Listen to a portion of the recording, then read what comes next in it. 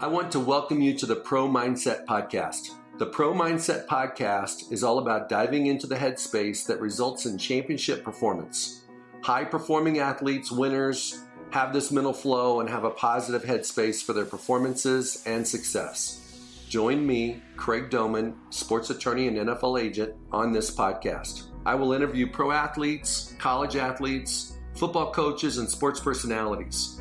Together, we can discover how you can get in the flow and have your own pro mindset.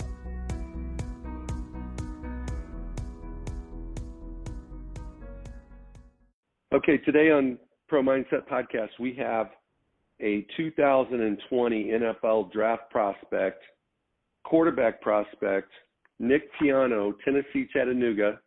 Nick is a former Mississippi State signee, transferred to Tennessee-Chattanooga, was selected to play in the 2020 NFLPA game last month, went out to Pasadena, California, and won the MVP of the game. And so today we're going to get to know Nick. We're going to get to know his history, some of his dreams, how he sees the quarterback position, how he sees himself in the NFL this year. And so I want to welcome Nick Tiano to the show. And Nick, we're going to get started with, just kind of give us a preview of what your origin of football is. Was it something that you picked up in high school, something you've been doing since you were a kid? Take it away, Nick. Yeah, so I, obviously growing up in the South, football is huge. My dad has been a huge sports fan his entire life, especially football. I grew up loving the game, playing Madden, NCAA, all that stuff on the PlayStation, obviously, and grew up a huge Pittsburgh Steelers fan, West Virginia fan. My dad's from up that way. I had every Steelers quarterback jersey, every West Virginia quarterback jersey. I got all that stuff at home. Peyton Manning, I had to have everybody's jersey. I always just loved it. When I was young, I guess, my dad and mom decided when I was in third grade, I was old enough to start playing. I'd always played basketball and baseball leading up to that. And they finally let me play in third grade. So in third grade, I went to play. They had a weight limit to play quarterback. It was 85 pounds, and I was like 88 pounds. So my first year, I had to play tight end, and I hated it. But came back the next year, was able to play quarterback. Been doing that ever since, and I just loved it. I've always loved the game. I've always loved watching, playing, really college and the NFL. I've always loved watching great quarterback play. Like I tell people all the time, when I was a kid, I hated Brady just because I feel like everybody did, back then when he was winning all the time. As I've gotten older, I grew to just appreciate all those guys. But, I've always just loved it. That's really all I've ever wanted to do is play football. It's my favorite sport, really, since the beginning. I've always been a big fan of the game and always enjoyed playing it. Now, you're from your family has a heritage in West Virginia. I know your father's from West Virginia. What was it like growing up, rooting for West Virginia, and kind of describe for everyone how important football is to your family? My favorite from West Virginia was probably Pat White. I definitely can't run like he can. I always loved Ben Roethlisberger growing up, but those guys before him, Tommy Maddox, and those guys were always fun to watch. But really, as I got older, I always loved the Steelers. That was my dad's team, but I've always just liked watching great players. Like Peyton Manning has always been a favorite of mine, especially being from Tennessee, so big down here. I love Tim Tebow. I've got a fat head of Tim Tebow on my wall at home, in my room. So I was a huge fan of his, just the way he played, the passion he played with, the way he led those guys. I've always loved just watching this great one. Even today, if a good quarterback's playing, I love to sit down and watch it. And it's kind of the same way when I was young. I really didn't care. I never was a diehard. Those were just kind of the teams that my family supported, but I've always just loved watching really all those great ones play. Sounds good, my man. Nick, how would you describe your attraction to the quarterback position? What drew you to playing quarterback? Yeah, no, I always wanted to play quarterback for sure. Growing up playing in the yard with my buddies, I was always playing quarterback and always, playing out in the front yard or in the street or whatever. I was always a guy that was playing quarterback. I just always loved the position. I love throwing the ball. I pitched in baseball. I don't know, something about having the ball in my hands. I always liked, people always give quarterbacks a hard time. They say you want attention and all that kind of stuff. That was never really it for me. I really loved the position and loved the way you play, kind of the mental aspect of it. What it takes to be a leader and be a great quarterback. I've always appreciated and respected and kind of wanted to work towards being those things. And I just loved it from an early age, really. Nick, how important is football to your family, to your dad, to your mom? Yeah, so growing up, my dad always coached me. And like I said, I always loved it. So, I'd get on YouTube and I'd watch Peyton Manning highlights, Drew Brees, Tom Brady, all these guys, get on when I was a kid, watch their highlights. Always wanted to be like those guys. Like that, I kind of was just able to pick some things up, from my dad, just being a fan and knowing the game, and then kind of what I did on my own, watching on the internet, and tried to pick up everything that I could. Hey, Nick, you were kind of a hotshot quarterback coming out of Baylor High School there in Chattanooga. Share with everyone what your high school recruiting experience was on your way to college. Yeah, so like I said, I grew up a huge West Virginia fan. I think that's kind of where I always wanted to go and play. It was a long way from home, but I've got a lot of family up there.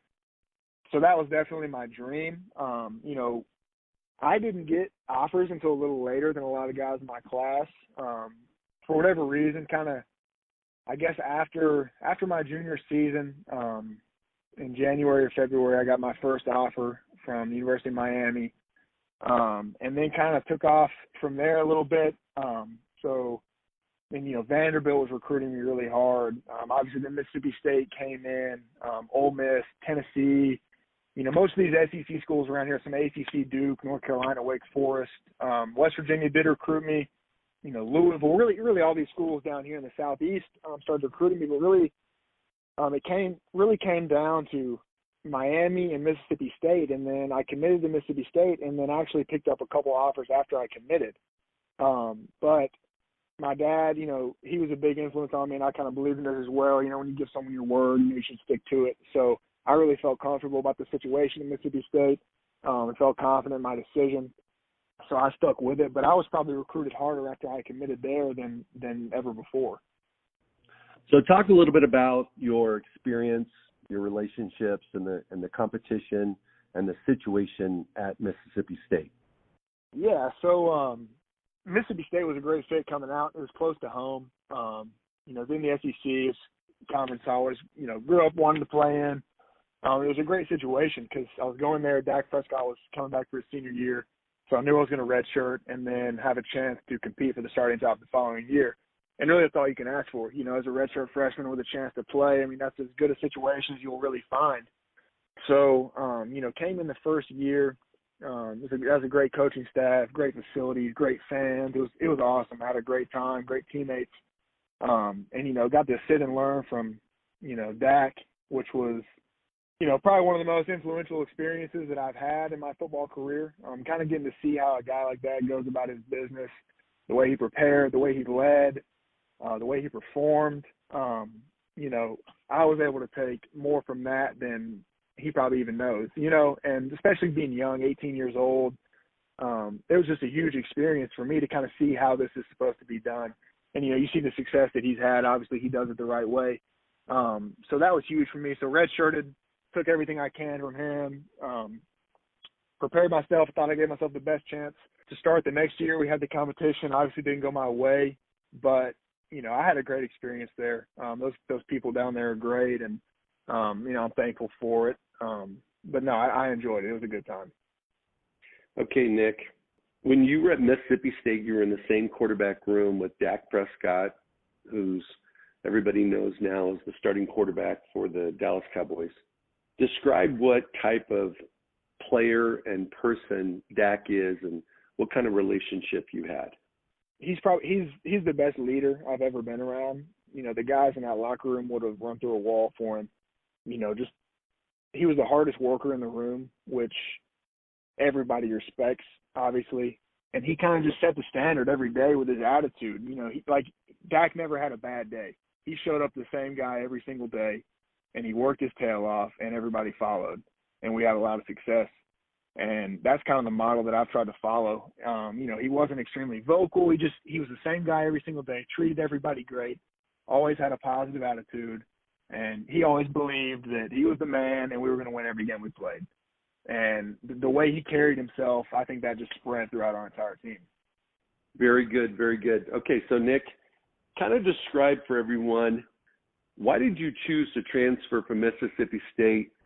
Obviously, in the college football landscape today, everybody looks up to the SEC.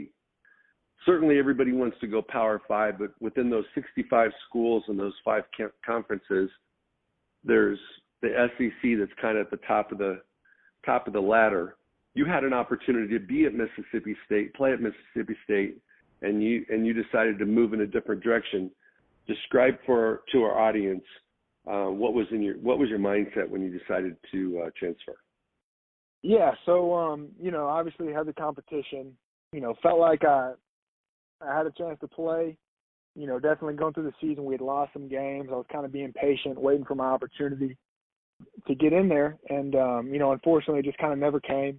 They felt pretty confident in the decision that they made, and the staff pretty much went all in on developing the other guy, and so it was a tough pill to swallow for sure. But I decided probably towards the end of that season, it was, if I wanted to play, I was going to have to transfer because there was only 1 year separating us, and I didn't want to sit there and watch somebody play.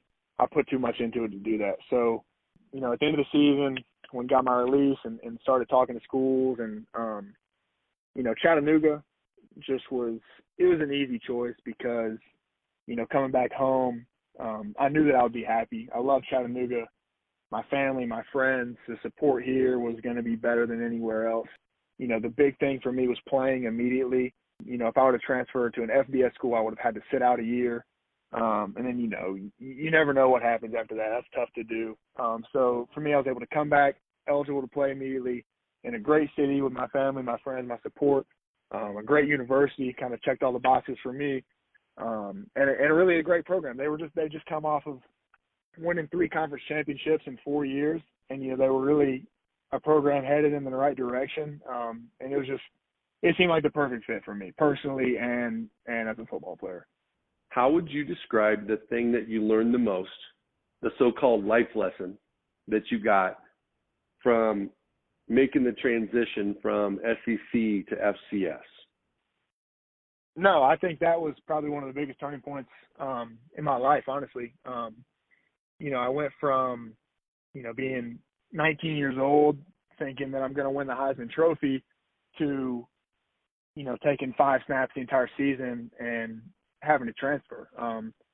It was a very humbling experience, especially because, I put everything I had into it. My mind and my heart was set on being the starting quarterback at Mississippi State. And while I would have loved that experience, I'm thankful for the way things have gone because I think it's made me the person I am today. Dealing with that and having to overcome that, it was tough for sure. It tested me a lot to go through that. It was tough. It was tough showing up to work and practice every day down there, knowing I wasn't going to play, and going through that and those feelings at a young age. I really do think it shaped my mind and it made me grow. And like I said, I think it changed my life. The way that I deal with adversity and the way that I can go through things now. I think that experience really shaped the way that I feel and the way my mind works. I think I matured and grew up a lot in that time. And it also made me appreciate things. Like playing isn't a privilege. It made me love the game. Like I expected to play down there and I didn't, and I had to go through what that felt like to sit there and watch somebody else play. And it made me appreciate the game again, and realize how much I loved the game and how bad I wanted to play. And I think, it was a huge moment in my life. And like I said, as much as I would have loved to play down there, I'm really thankful for it because it really made me who I am. Nick, I've gotten to know your family, and they are football lovers. Share with the audience a little bit about your family's love for football. Yeah, being in the South, football is huge. We're right in the middle of SEC country and all that. So football is huge down here for everybody. My family, like I said, my dad is a huge sports fan, loves football.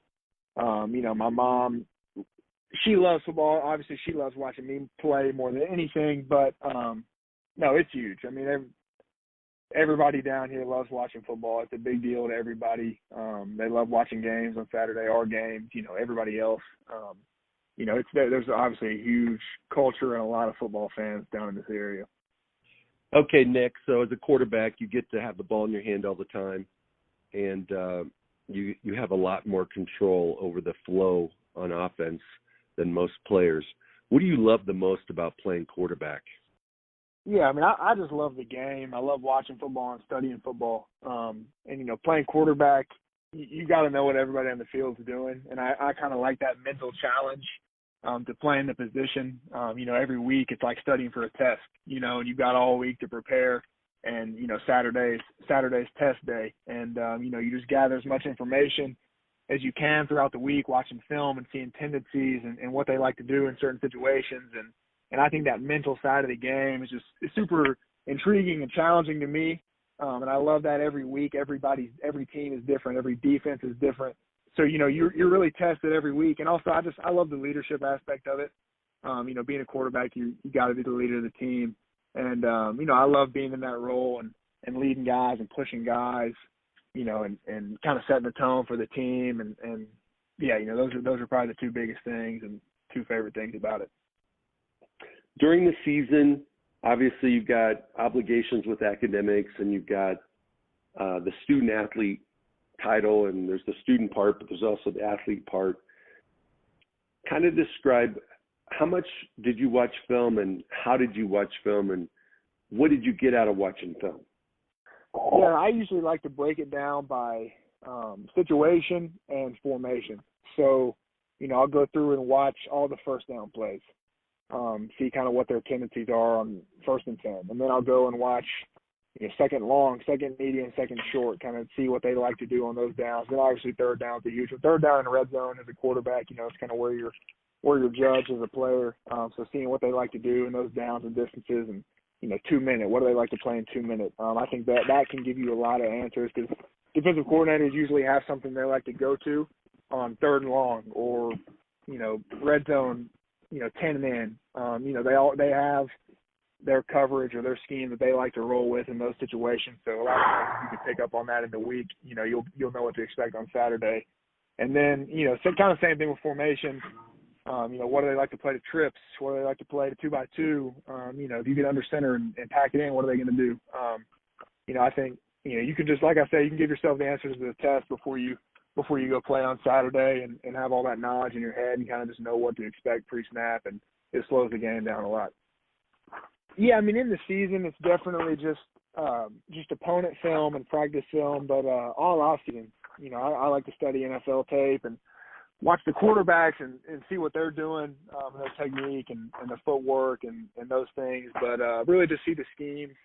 I think it's cool to watch different offenses and see the difference in, what does New England do versus Kansas City or those kind of things, and kind of pick up on how they're doing things, the success they're having, how the quarterbacks are playing. I think the offseason is a great time for those kind of things. So when you're talking about football, there's lots of different offensive schemes. Even in the NFL, there's a handful of different schemes. What is your favorite offensive scheme? Yeah, that's a tough question. I mean, because I think a lot of teams, like the Chiefs and the Patriots, that like their schemes are going to be very different based on the personnel they have. The Patriots don't have Travis Kelce and Tyreek Hill and Sammy Watkins and these guys on the outside, so they kind of have to do some different things. I like, the Patriots do a ton of shifts and motions to get matchups and get guys in the spots they want, especially, on 3rd down. They'll move Edelman around, or they would move Gronk around to get him, to get a matchup they like and kind of work those one-on-ones. But really, I think everybody brings something to the table. The Rams do a lot of great things. The Chiefs do great things. The Colts are really, really fun to watch. It's tough to pick one scheme. Everybody pretty much does the same stuff. Football is football. Kind of just get into it a different way. But, I don't know that I could pick one that I like more than the rest. Okay, so as a quarterback, you can't do it all by yourself. You obviously need to have protection from your line, and you got to have some playmakers that are catching the ball, whether it's wide receivers or tight ends. what is the physical makeup that you like the most in a receiver? I would probably say route running. I like to have the confidence in knowing where a guy's going to be. It gives me the ability to kind of anticipate a little bit and get the ball out on time and kind of trust that he's going to be in the right spot. I think that just makes both mine and his job a little easier. What do you believe are your strengths? Describe in detail your strengths as a quarterback. Is it your arm strength? Is it your preparation? Is it your ability to get rid of the ball quick? Is it your ability to process the defense and what they're doing to you quickly? Probably if I had to pick a couple, I would say, arm strength. I feel pretty confident in making all the throws. And, I think one of my biggest assets is just in my preparation, just mentally, knowing what the defense is doing, knowing where to go with the ball. I take a lot of pride in that. And, I try to be the smartest guy on the field, every time I play. What part of the football creates the most pressure for you? Is it when your, scoreboard is tilted against you, or what situation creates the most pressure for you? Yeah, I think when you get down early in a game, that's tough because, everybody, myself included, wants to press to make something happen. You may be trying to push the ball down the field when the check down was open. Running back may be trying to bust a big play when he really just needs to lower his head and get a few yards. When you get down, everybody's pressing to try to get you back in the game with one big play, when really you just got to convince yourself and the team, kind of stay calm, just keep chipping away at it. It's a 4-quarter game. You got a long way to go, but you got plenty of time to get there. I think it's just tough to stay in that mindset. That's kind of something that just comes with experience and playing a lot. Obviously, this is the Pro Mindset podcast, and so I'm going to ask you a question about your mindset. What is your mindset and approach in game planning for Saturdays? What is kind of like your routine, daily routine, weekly routine in preparation for game day? Yeah, so, early in the week, Sunday, Monday, get in and try to knock out all the base down stuff until I feel comfortable with that, kind of what they like to do on first down. And then as the week progresses, Tuesday, Wednesday, spend some time on third down. And then Thursday, I like to focus, strictly on the red zone as we get closer.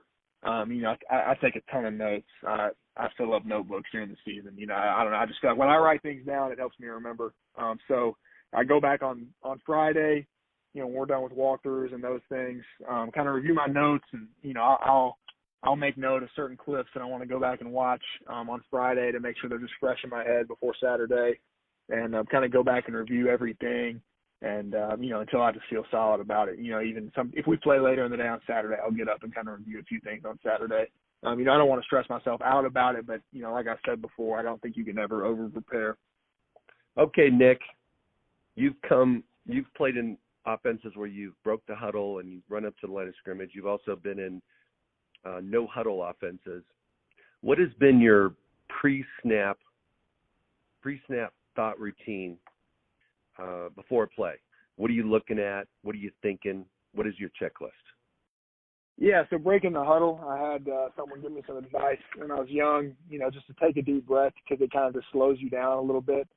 As a young player, you're worried about the play clock and getting everybody lined up and snapping the ball. And you really got more time than you think. So make myself take a breath, look at the safeties first because they kind of give you the structure of the defense, see if it's one high, two high, and kind of work my way down from there.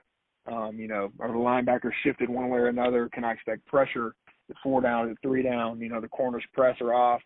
Kind of just start at the top and work my way down, depending on the play call. And then, keep an eye on them. A lot of times, defenses these days, they move, post they'll line up one way and then, line up too high, roll down one high after the snap. So, keeping your eyes up for those kind of things. But all that, the patience to see that stuff, it all comes with experience.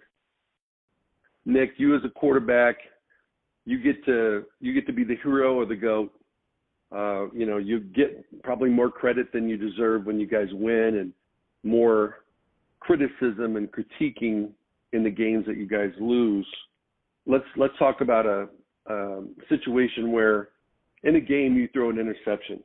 How do you respond after you throw an interception? Yeah, I just, tell the guys my bad and move on. I think playing quarterback especially, you can't ride the waves of the game. If you throw a touchdown pass, you move on. If you throw a pick, move on. It's a long game. You're going to do good things and you're going to do bad things throughout the course of the game. And, being the leader and the voice and the guy everyone's looking to, I think it's really important to be even-keeled in the good times and the bad. Because, like I said, if you ride the waves of a game, so will everybody else. And when you're high, you're high. But when you're low, you're low. And it's kind of tough to get out of those spots. And you can kind of dig a hole for yourself. So I just try to stay pretty even-keeled through it all. And, good or bad, just be the same guy. Similar to that is how do you handle after you get sacked? I mean, what do you say to your offensive linemen? You guys didn't huddle up, but, when you guys, let's say, for example, you get sacked, you got to punt the ball, you come off the sidelines, you see your offensive lineman sitting there on the bench. What is your interaction with an offensive line after they've not done their jobs and put you on your back and put your offense in a situation where they got to punt the ball? Yeah, I try to just be encouraging, because at the end of the day, I'm going to one-hop a throw or sail one over somebody's head. The last thing I want is those guys turning around getting mad at me. So they're going to miss blocks. It's part of the game. They're going to get beat. I'm going to get hit. That's part of it. I'm not mad at those guys for that. So, I just tell them, keep working. It's okay. I'm not mad at you. I still love you. It's okay. And we move on. Okay, Nick, I've never met a college player that didn't have a dream of playing in the NFL. And that dream typically doesn't start like last week. Guys, players that play football, it's usually they're watching games on Sundays, and they're little kids, and they have jerseys of their favorite players, and they start dreaming about the NFL when they're 4, 5, 6. When did you really start thinking about dreaming more than thinking about playing in the NFL? You know what? I've always wanted to play in the NFL. I think that's been my dream since I was a kid. When I was in 7th grade, I'd have my parents drop me off at school every morning of the summer at 7 a.m. You go lift weights and throw. In my mind, that's always what I've wanted to be as an NFL quarterback. And it's, last season, being able to play well and get a little bit of attention has been very encouraging for me. Kind of built my confidence up, and like you said, to kind of see the light at the end of the tunnel that this is a real thing, and if I do what I'm supposed to do, I can make this happen. It's very encouraging and very exciting. But, it's always what I've wanted to do. If I make it that level, it'll be a dream come true. And, I'm excited to see where the rest of this year goes. Your rookie year is coming up, Nick, and you're going to go to a team that's either going to have – everybody's got a little bit different quarterback room. Obviously – in New Orleans, you got 3 quarterbacks until free agency takes place here in about a month, actually a month from this week. What is your most desirable quarterback room situation? Do you want to go to a place that's already got an established guy so you can, do what Patrick Mahomes did, what Aaron Rodgers did, a lot of successful quarterbacks did? Or do you want to go to a place where there's really an unsettled quarterback situation and you have an opportunity to compete from the jump? Yeah, I think there's positives to both. I think going into a team with an established guy, it's a great time for you to learn, like a lot of these guys have done, Aaron Rodgers. A lot of those guys, they go in, they learn for a couple of years from a great one, and they're able to take off a couple of years after that. But, obviously the competitor in me wants to play. People kill me all the time when they say the best job in the world is a backup quarterback. I think that's insane. If you're a competitor and you work hard, it's something you want to be playing. So I would love to have the opportunity to play from day one. I think that would be awesome, and I would feel ready for it. But, there's definitely pros to sitting behind somebody and being able to learn the game and learn how they do things. So, either one. I'd be happy either way. Okay, so this year we've got Tua, Burrow, Herbert, Love, Eason, I'm sure I'm forgetting somebody. I'm expecting you to be the next guy after that top group. And I think you have just as much ability or more ability than some of those guys. What do you think sets you apart from all those guys, makes you better than all those guys, more attractive than those guys, and give you a better opportunity to be successful in the NFL? Even if the scouts don't know it, they're going to find out once you get there. What is that? Yeah, being a quarterback, you're the face of the franchise. So I think the combine is a great opportunity to show teams that you can carry yourself in that way through your media interviews and your team interviews, handling yourself in a way that shows them the maturity and the ability to lead a team and a franchise in the right direction, say the right things and do the right things in front of the media, and then to be able to sit down and show them that you know the game and you can perform at a high level and you're ready to handle, being an NFL quarterback. I think that's the most important thing, and that's an area I feel, confident in, that I can show teams that, I'm ready to do that. That's good, man. I'm going to pretend to be an NFL scout, and I'm at one of your games, and you have a good game. I'm back in my hotel room writing a scouting report on you. What are the typical things that you would expect an NFL scout to write about you, your performance factors, your characteristics that showcase yourself to their organization? Yeah, hopefully the on-the-field stuff stands out enough. And then, I think the biggest thing they're going to notice is the way that I interact with my teammates and my coaches, and the way I lead and the way guys respect me and look to me. I think that's probably the biggest takeaway that they'll have, my attitude on game day and the way I approach every situation, good and bad. 1st and 10 to open the game or 3rd and 8 to win the game. I think they'll notice the way that I carry myself and the way that I try to lead the guys, both, on both sides of the ball. I'm just trying to be a constant voice and leader for our team and being a positive influence on everybody throughout the game, winning or losing. I think those are probably the biggest things they'll take away.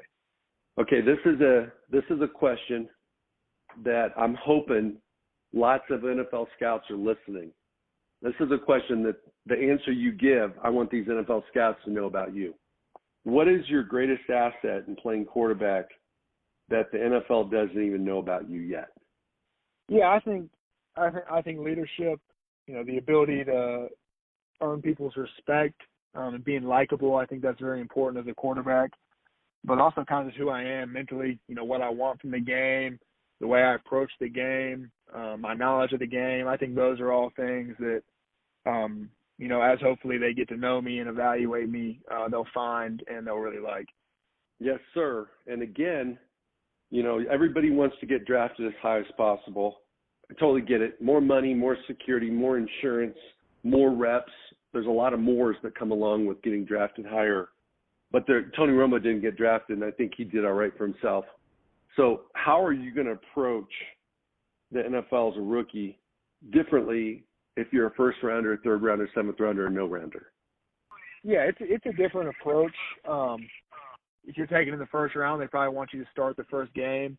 If you're taking in the 3rd or 4th round, you're probably going to sit behind a veteran or an established guy.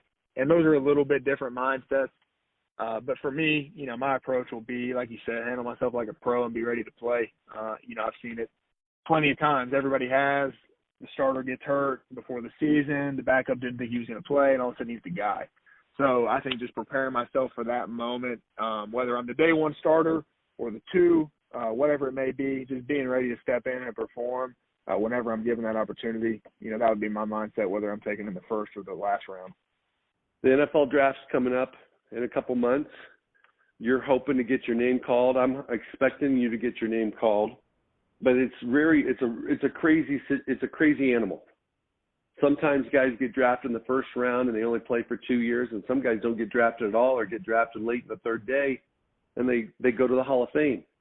What is your best guess or suspicion for why some guys that get drafted as early as the 1st round end up being busts? Yeah, I think a lot of it can be the timing and the organization fit, but also I think any scout would tell you that evaluating quarterbacks is just extremely difficult. And, even if a kid's talented, most of these guys are 21, 22 years old.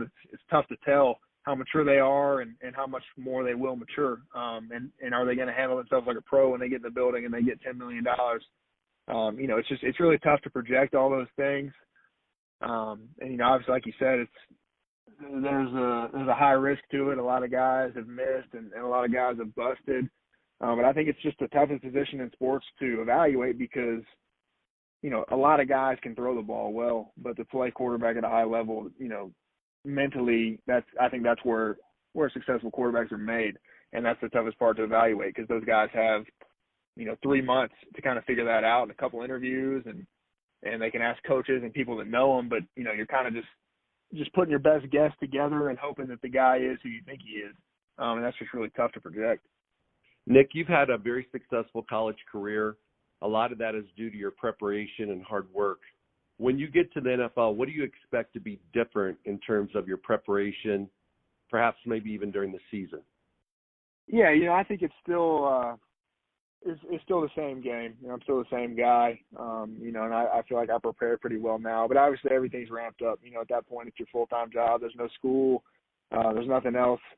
I think you're in the building more and you prepare even more at that level, and I'm sure they have more resources and more data and everything is broken down on even another level.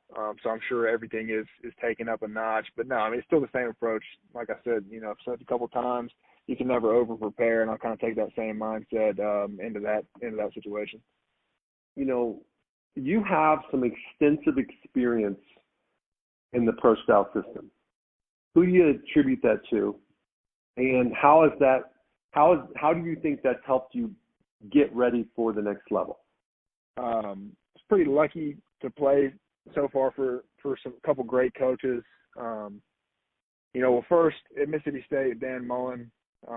If you watch that offense on TV or watch film, it looks like a spread system, but really it's a pro style system made to fit the college game.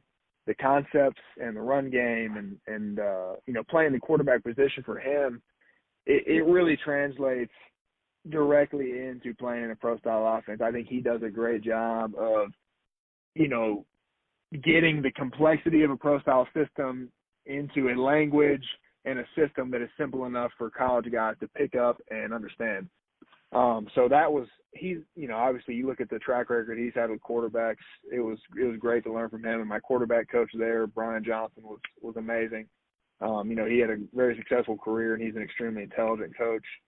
And then, coming to UTC, Coach Arth and Justin Riscotti, Coach Arth was able to hang around the league for a few years. Riscotti won an FCS national championship at James Madison, and then, had a couple camp invites in the league. So both of those guys played the position at a high level. And, that was a true pro-style system. As a quarterback in that system, you have every type of read, progression reads, coverage reads. You're making all the IDs in protection, sliding the line where you want them to go, all the IDs in the run game, pointing out, who the line's working to, under center, shotgun, motions, shifts, different formations, different situations. We had it all. It was, our play sheet going into a game had 350 plays. They put a huge influence on watching NFL tape. Like we tried to model our offense after the Patriots. I watched more Patriots film in the last 2 years than, probably anybody else that doesn't play for them. So, that was an incredible learning experience for me. And, because to play in a system like that, you have to have a very good understanding of defense and what coverage structures and D-line alignments, linebacker alignments. If you don't know that stuff, you'll never get yourself into the right play, because we had a ton of checks and alerted plays. And if we get this look, we're going to run this. If we get this look, we're going to check to this. All those kind of things. So, for me, I feel like that gives me a leg up on almost every quarterback in the country, because just most people in college don't run that. College has just gotten away from that. So I feel like that experience prepares me as well as anything for playing the next level. There's no question in my mind, watching you and get to know you and seeing how you prepare, seeing how you attack the NFLPA Collegiate All-Star game, seeing how you're handling your business in Denver, training with your quarterback coaches. You are going to have a very successful NFL career, and I want to thank you for being on the show today. Thank you for listening to this episode of Pro Mindset. If you enjoyed this podcast, please subscribe, rate, and review this podcast. 5 stars, of course. You can follow us on our website, ProMindsetPodcast.com, or on Instagram, Twitter, and Facebook at Pro Mindset Podcast. Thank you so much for listening, We'll see you the next time.